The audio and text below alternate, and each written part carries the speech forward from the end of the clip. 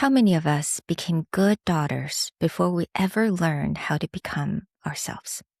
In this episode, Fiona and I talk about anxiety, burnout, inner child healing, and the quiet emotional weight of growing up with expectations that taught us to put everyone else first.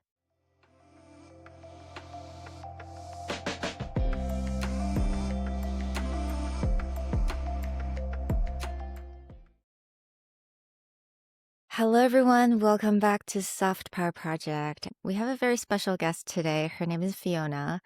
And the way we connect is actually quite special. In fact, I don't think Soft Power Project is the first podcast Fiona listened to that I hosted. She actually came from the Blast from the Past, my previous podcast.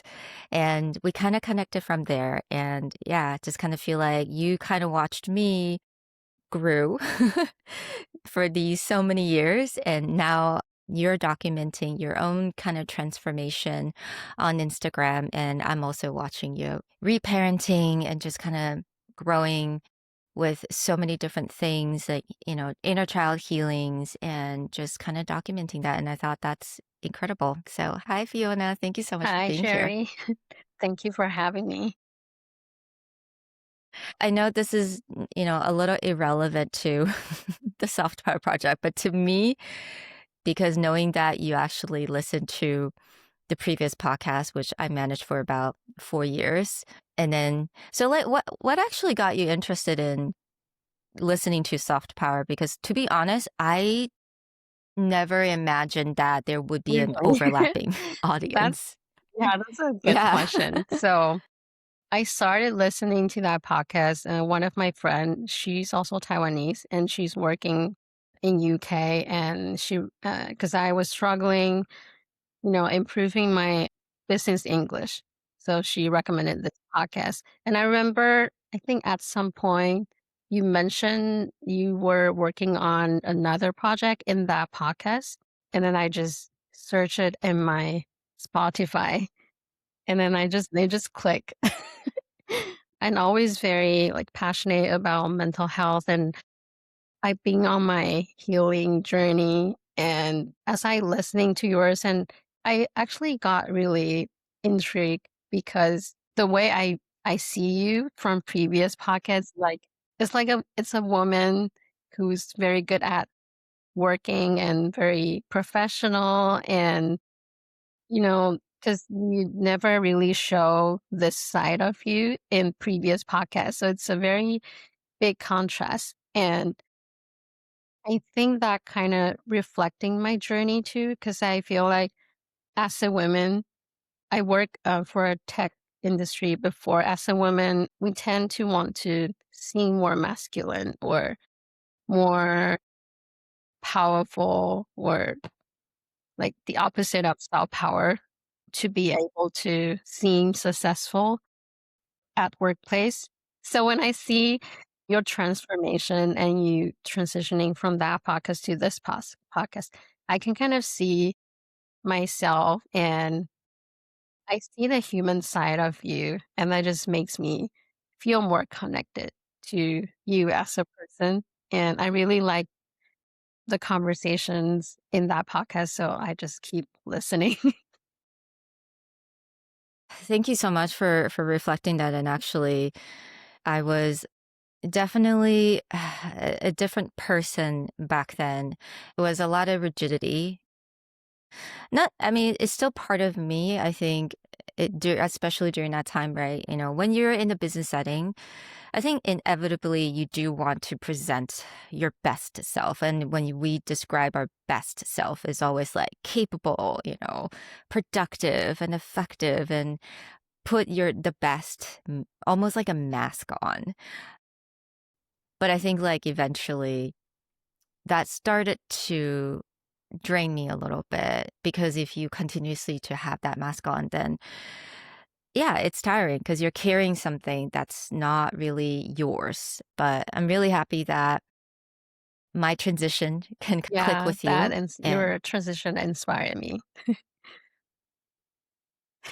oh, And I feel like right now, because you moved from Taiwan and now you're in California working, and you're documenting your journey. And I think being a different country, especially, really stirred up a lot of things, in your childhood, where you were from, the culture and everything. Right now, in this point in your life, in terms of your transformation, what would you say is the one thing that you really focus I on would say daily? I've been noticing I'm very different because I'm now 34. I'm a very different person compared to me in my 20s. For example, I think the biggest difference is that in my 20s, I was like obsessed with productivity, hustle. And of course, I still want to improve like my clarity and all that hard skills at work, but I'm focusing a lot. It sounds really vague, but coming back to myself, like, because you talk about the math. So I feel like after 30s, I started to recognize which part of me is the math and which part of me default mode of myself. So I started to ask myself if no one's watching and no one's is like scoring what I do, what kind of things that make me very happy. And I think at the end of the day, that is the most important thing. And I think the reason why I am this way right now because I experienced burnout. I had chronic anxiety. And I think a lot of time when in my early 20s, if someone tell me something like this, I would just, give a very polite smile and keep coloring in my calendar. But I think Yeah. we kind of have to experience burnout to the point that you really need to work on something to make yourself feel better. Yeah, I think in a lot of ways, burnout is almost like kind of a blessing in Mm, disguise. And I know I get to say that like now, right? And I'm sure during that time, it definitely didn't feel like a blessing. But you mentioned something that I wanted to kind of unpack a little bit because you said when no one's scoring my life, what it would look like. And I feel like all of us kind of had these like inner critic, right? Actually giving us a score in my own head. I mean, do you think that inner critic still comes out, you know, talking oh to my God. you late at Every night? every day. And that's lifetime learning for me. But yeah, every day, but of course it's getting better. Better meaning I think it still comes out, but it takes shorter time for me to pull myself out of that spiral. Before maybe like the spiral is longer, but now I can, oh, I'm in that mold again. I'm talking to myself like this again. And then so Because I think you mentioned a spiral, and yeah, gosh, I don't know. I mean, I'm just gonna be honest. Yeah, I also experienced that. And every time like I do something new, I put myself out there. And currently right now, as you know, I am planning on an event in a city that I've never planned before, far, far away from home. And oh my God, the spiral is real. And just learning how to like filter it out all these little thoughts in my head, what's something I can control, what's something I cannot. I think that has helped me. And lately I found this breath work that I love, and it was like super short that I get to just kind of listen to before sleep and waking up. That helped me to kind of center myself. But I wonder like what works for you to kind of get yourself out of that spiral. Like what are the tools that you do, or yeah, the self-talk. Like what are the things that you talk I to read a yourself book about? recently when I traveled to Taiwan by myself, and it really hit when it says breath work and like feeling your body works is because your breath and your body are the only thing in the present forever, because your body and your breath cannot be in the past or in the future, because I feel like we are anxious all the time because our brain is designed to worry about the future, or, being sad or regretting about the past. But focusing on breath and body is really helpful, because those are the things that will stay at the present moment forever. So I feel what has been helpful is breath work as well. Like you mentioned, it helps me to ground myself at the present moment to relieve that anxiety. And I really like Mhm. affirmation. I have like affirmations everywhere, like on my desktop, on my notebook. I think that really helped, the morning affirmation to refrain Mhm. negative thoughts. Or I think being able to recognize I am having that anxiety, and being able to recognize the thought. For example, I'm like imagining every worst case. And then I'll ask myself, what if the worst case happened? And I'm gonna die? Or and if I'm gonna die, that's not something I can control. Like, that's the worst case. Or if something, for example, when I was looking for a job, I imagined the worst case. But like you said, I try to recognize the things I can control and I can't. And it's usually the things I can't control gets me really anxious. And so I will remind myself, okay, I'm going to focus on the things I can control. Mhm. Yeah, I think that's really powerful where, knowing what tools to use during that time. And I know that you mentioned the trip that you took. I know that you recently went back home to really visit the family and had the solo trip, right? And it feels like it's a really fulfilling trip for you.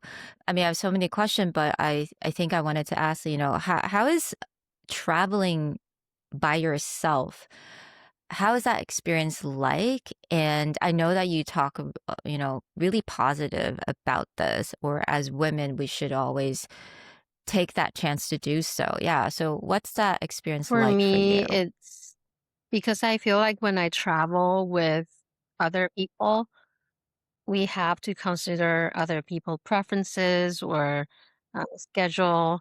And so you have to like adjust yourself or sacrifice. I wouldn't say sacrifice. It's not a bad thing. I enjoy traveling with friends and loved ones, but I feel like is being alone, and learning to get along with yourself is the foundation of every relationship, because you have to have a good relationship with yourself to be able to give and provide for others. When I was traveling alone, because there was no one else, so I feel like my inner voice are louder, because when you stay with yourself long enough, and then you'll kind of meet yourself there. It sounds really vague, but I remember I just Hmm. like started to cry and feel really happy, because I've been very busy at work and taking care of others' feelings. But when I'm with myself, I feel like I'm more connected to myself in every way. Yeah. I think when you mentioned the inner voice, I remember last year, in the beginning of the year, actually, before I started Soft Power, but I already left my other job and facing absolute uncertainty. And I decided to take, my solo trip. It was like super short, but, and I was fully ready to like take photos, like put it on Instagram, but I didn't do any of that because I was actually, you know, really experiencing the inner voice. And my inner voice at the time was loud and probably because I hadn't really allowed myself to do that. So that definitely, oh, it was really scary. Like I felt scared. I felt anxious. And it was all kind of different feelings. So, but it was definitely worthwhile. So I feel like, yeah, that inner voice, you do need to let that come out, or else it's just gonna be suppressed, but it's gonna come out Yeah, just anyway. curious, what did you learn? Like, what was the loudest inner voice when you travel? Oh gosh, I think I cannot remember so much about the voice itself, but I did remember that it manifested in this like knots in my stomach. So like I wasn't ill, I wasn't sick, but it was just so hard to just sit still or even lie down. I just kind of feel this like discomfort all over. And I think, yeah, that I would say the maybe the inner voice was so loud that my body can really, really feel that. It wasn't like one specific thing, but yeah, that was incredibly uncomfortable.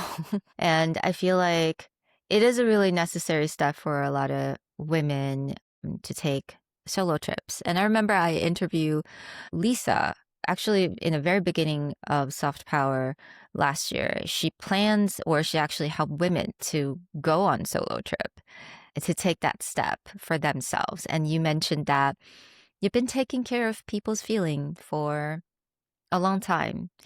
And I'm just wondering if you could talk a little bit about that and what that's like and how that kind of manifested in the anxiety that you feel or even you know, the self-policing or criticism that you Okay. hear all the When I time. travel back to Taiwan, of course, it's exciting to go home, but I think maybe a lot of people can resonate.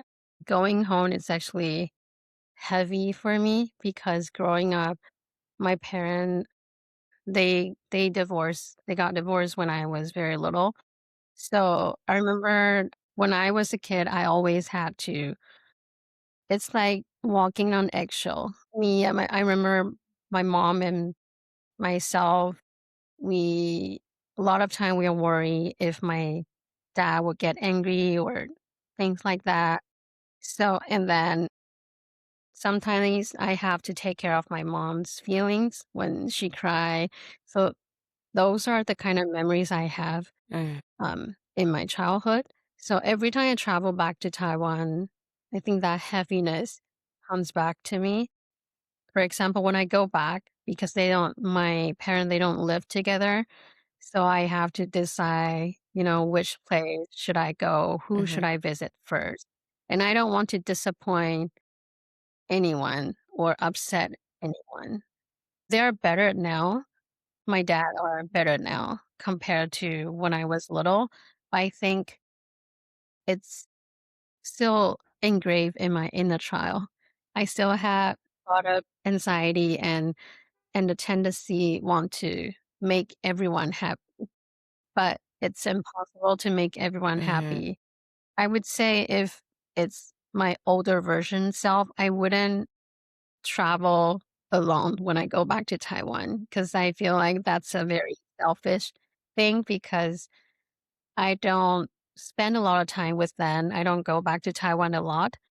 So my old version will think, "Oh, you should spend all your time with your family. You shouldn't take mm. this solo trip. It's such a selfish thing." But throughout these year, I've learned a lot, whether it's through reading like mental health or relevant books or going to therapy. I've learned that everyone has capacity and Mm. we really need to take care of ourselves before we take care of others.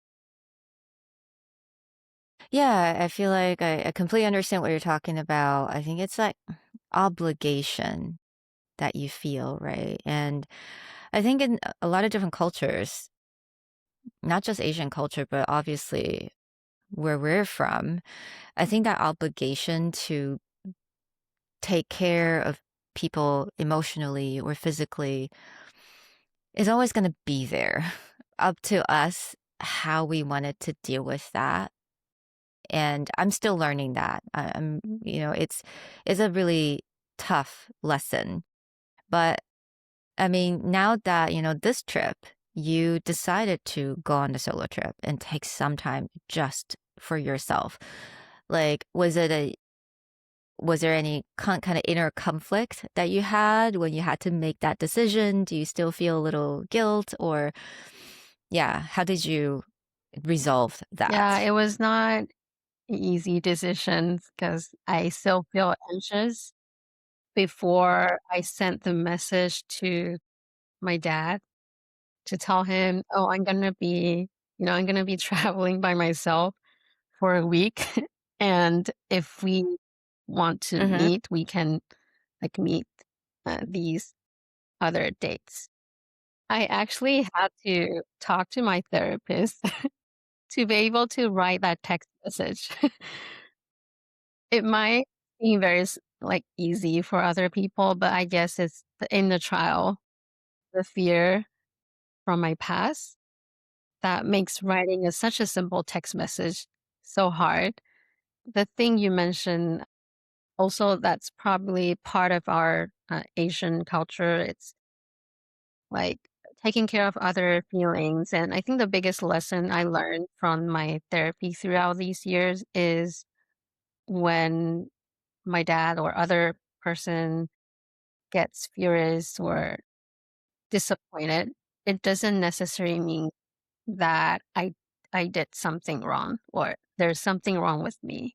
It's easy to say it, but it's really hard to do it. So I have to keep remind myself to Yeah, yeah. reframe that thought every time. Well, I think you're being incredibly brave to do that because it's really hard. I mean, I'm still working on that and understanding that what is I think like redefine what is a definition of a good Oh my daughter. god. That has been like I I mean honestly, I think right now I'm just like I don't really know what's the definition of a good daughter. I honestly don't know because I think the definition that's put there in place in my head for me ever since I was little. If I look at that definition, then right now, as of me right now, I don't think I don't fit that right now. So what does that actually mean? And do I still carry that guilt? And yeah, so I don't know. What's your definition of a good daughter? Oh my god, that's such a great question. Because I would say that was the biggest challenge that keeps coming up in my therapy session. Throughout the conversation with my therapist, I learned that I have a lot of definition of what a good daughter should be. Hmm. So in the past, I believe a good daughter should listen to whatever their parents ask them to do, and also maybe not being selfish. You should consider other first because your parents work so hard for you to have options in your life. So how can you disagree with them if you have too many feelings that it's just you being too sensitive and not considerate? Yeah. That was my is it definition in the past, but now if after years of learning and understanding myself, I think now my definition is setting boundaries.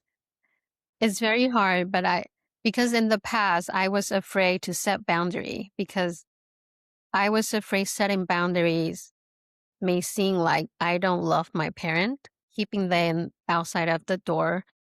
But setting boundary is actually because you love them and you love yourself and you want to continue interacting with them in the healthy way and also help them to understand you. So, for example, if I don't set the boundaries, I just follow whatever they say, they would never understand the real. me. And that's not healthy. And that's stopping them from loving me. So it took me a really long time to understand setting boundary and saying no is not selfish. It's actually Mhm. loving your parent and loving yourself. It does not conflict with each other. Yeah, absolutely. And I think another tough part about defining, what a good daughter is on our own is to understand that maybe the guilt will be there for a while. Because it's not an easy switch because I get to define what a good daughter means, but it doesn't necessarily means the other side will see it right away, will agree with you, right? They are going to have their reaction. There are still them, and whether or not they want to change, that's completely up to them. So I think that guilt, I think in the very beginning, I really tried very hard to like suppress the guilt. Like, I don't want to feel guilt anymore. I don't want to feel guilty. But I think now I'm learning that maybe I just need to coexist with the guilt a little bit because this is a process and it's gonna be hard on my side and also just difficult on their side because they're like, what's happening to my daughter? So like how do you cope with guilt? Yeah, that's another very good question. You're really good at asking good questions. Um, Thank you. yeah, another biggest lesson I learned from my therapy and my journey is that I learned that I have this expectation for my parents. The reason why I suffer was because I have this strong desire and expectation. I hope that they will one day, or my dad will one day understand me and understand my definition and agree with my definition and maybe say sorry, but it's not gonna happen. And so the one of the biggest lesson from my therapy, I remember this stays with me very long time. Like she asked me, "What if they will never change? What if they will never become Mm, the kind of parent that you like expect, imagine in your head?" It's not like my definition is better. It's me learning to accept maybe they will not change. So, and then I ask myself, okay, so I'm learning to accept that. I think that's part of adulting. And then I will ask myself, and then do I want to keep feeling bad or sad? If not, then I have to learn to accept that, okay, they are being themselves and I can be myself, but we can still love each other and I can try to communicate why they're hurting me in a certain way. I have to learn to accept maybe they will never understand.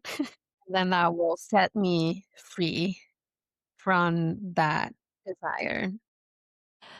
yeah, absolutely. That's also a really hard lessons for me. And I think when I see the reality of things, I often had to grieve for the parents that I don't have or the parents that I need, but I don't have. It's a really complicated feeling, right? It's like I miss them or I need them, but actually what I need is not them. It's another version of a parent that I need right now.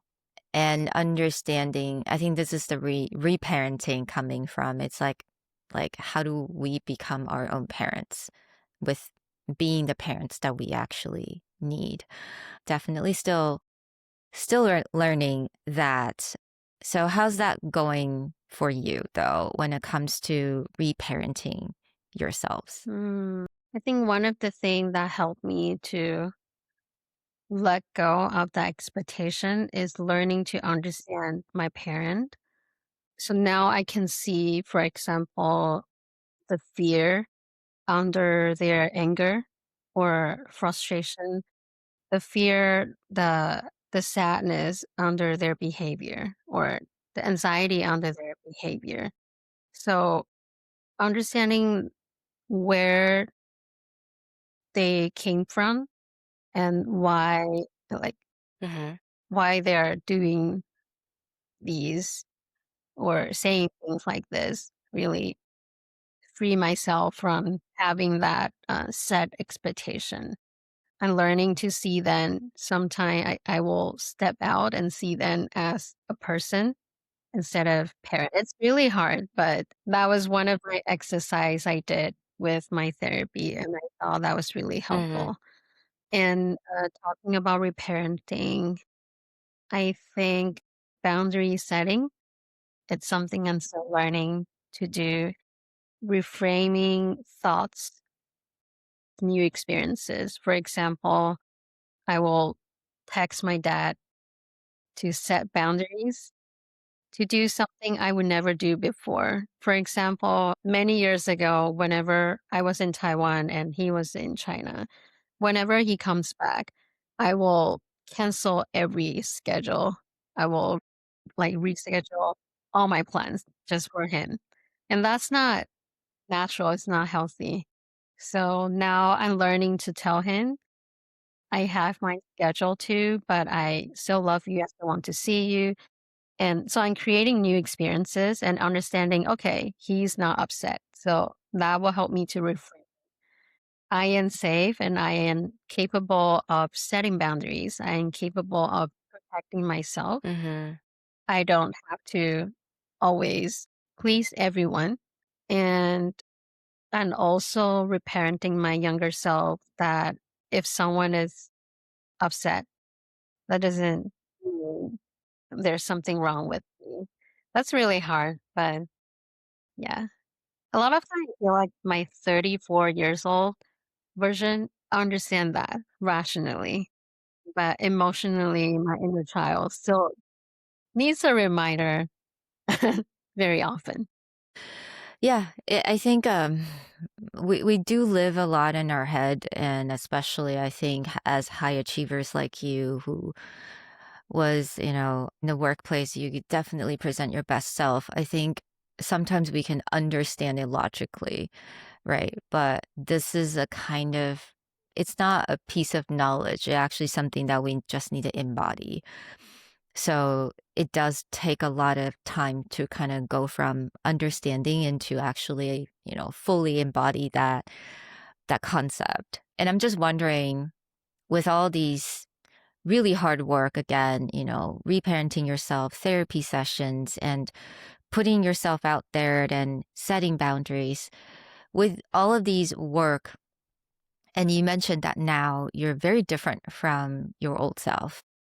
How is your new self? Like, how does that affect your relationship with others, other people around you, maybe your partner or coworkers or your friends? I remember years ago when, for example, when my husband comes back to home after work and he doesn't smile because he's just tired from a long day.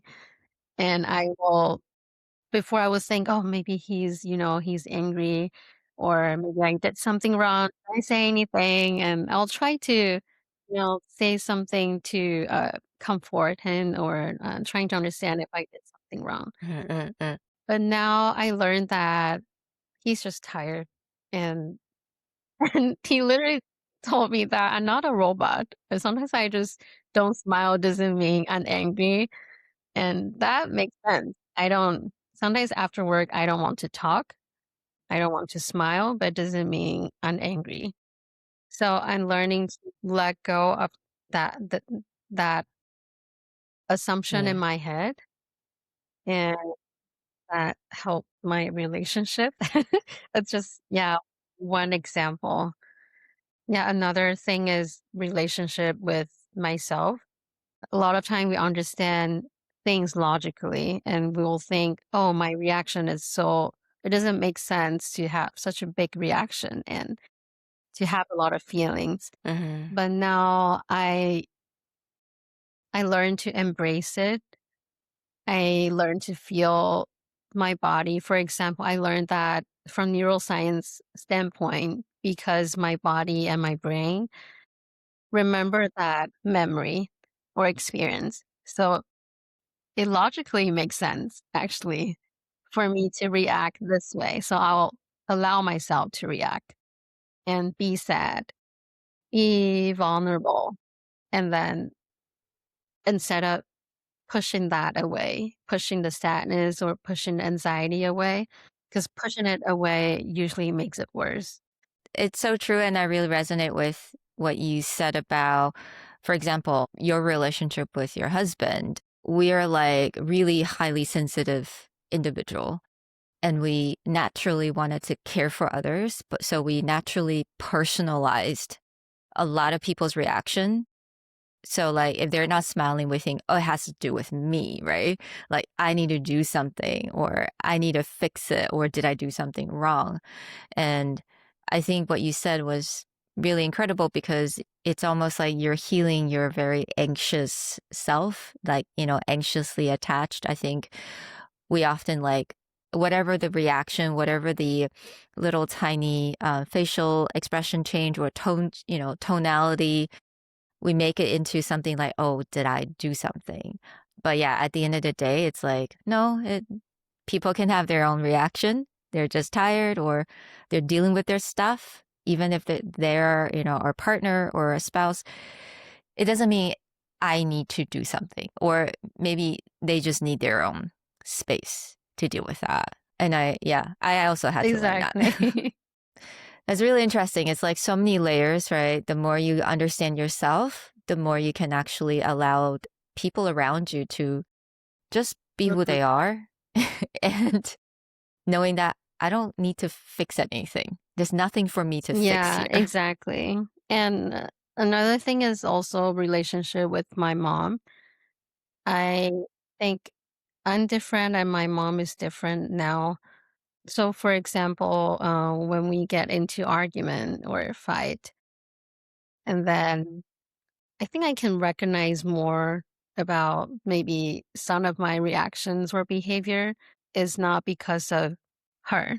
It's something inside me, or it's like me, maybe it's me being anxious about something else. And then that really helps me to communicate with my mom or other person, my husband or my friends. For example, I will like say sorry, oh, I did that, or I say something like that because maybe that was, something to do with my past experience where I was just really stressed. So I feel like I'm more aware of my feeling and maybe where that comes from. And that helps me to communicate how I feel to other person. And yeah, it's better for relationship in general. And I just wanted to say, when you brought up a couple different things, and my reaction was to, laugh a little bit, not because I'm insensitive. I think it's because a lot of things that you brought up, I'm like, oh, I know exactly what that means. Or I had the similar experience. So I just wanted to kind of preface that I'm not trying to, laugh, when you talk about how when you like argue with your mom, because I feel like, my gosh, daughter and mom relationship, oh, it's complicated. Me and my mom, we're like best friend, but when we fight, it's also it's really Yeah. bad. Yeah, but I think this is such a beautiful journey, and I'm really, really glad that she's watching you kind of going through this, and she's, dealing with her own way. I don't know her, but I feel like from what you described, she's kind of watching you and also accepting it in her own way. But I think this is how your relationship with your mom's gonna blossom. And yeah, it's really beautiful to really have a parent to just willing to watch. And I think that's all we can really ask from people sometime, right? Yeah, so I'm really curious, what is your definition of soft power at this point in I your know this life? is coming. I thought about it when I was driving this morning, and I think soft power is keep choosing yourself. It's not an easy thing at all because I think choosing yourself takes a lot of resilience and You have to be brave enough to choose yourself. For me, it's an ultimate form of self love because it's also refusing to give up yourself when life is very, very hard or when everyone like doesn't trust what you're doing, but you refuse to give up on yourself. And it's a belief that you deserve a brighter tomorrow, even days aren't so Yeah. bad, but you have that belief in yourself. You deserve a better tomorrow. So you don't give up on yourself. Choosing yourself, it's also setting boundaries to protect your peace and prioritize your needs. Letting go or walking away from things, jobs, or people no longer serve you. That's the soft power to me. Takes a lot of work. Absolutely. A lot of inner strength. Yeah, which is exactly what soft power is. And yeah, I just wanted to say, I think you're so brave to document your journey. And I think a lot of young women like yourself can really benefit from that and just how they can really relate to what you're going through. I think a lot of girls are, high functioning, very, very, you know, just doing an incredible job at work, incredible daughter, incredible, partner. But at some point, we really need to take care of ourselves. And yeah, so I want to congratulate you for to willing to do this and just really putting yourself out there. I'm here for it. Yeah, I'm gonna leave all your information in the show notes below. And I just wanted to say thank you so much for sharing your experience with me Thank you so today. much for having me and starting this self power project. You're doing amazing thing.